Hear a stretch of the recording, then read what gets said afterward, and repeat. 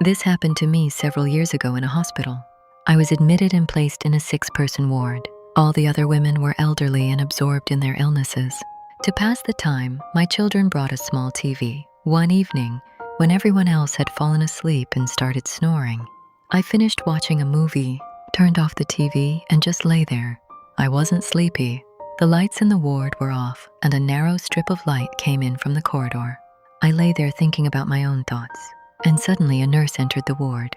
She came up to me, sat on the bed, and started saying something indistinct, as if calling me to go with her. I told her I didn't want to and wouldn't go anywhere, but she insisted, no longer persuading but commanding. I refused and tried to move away, but she still reached toward me as if to grab my hand. I got scared and instinctively, trying to avoid her touch, pushed her away with my hands. At that moment, I felt my hands barely touching her, as if sinking into some kind of rot.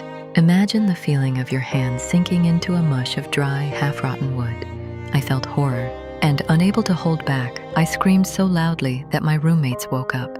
They saw me sitting at the head of the bed, arms stretched out, screaming. A minute later, everything calmed down, and they fell asleep again, thinking I had just dreamed something strange. But I knew it wasn't a dream. I had just been lying there, not yet asleep, when all this happened.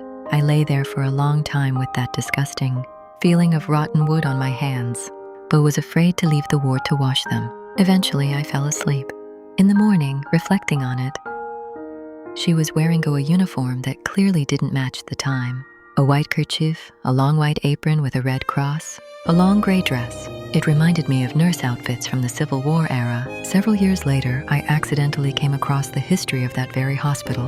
The old building where I had been treated was indeed very ancient, and at one time, during the Civil War, that building had served as a hospital.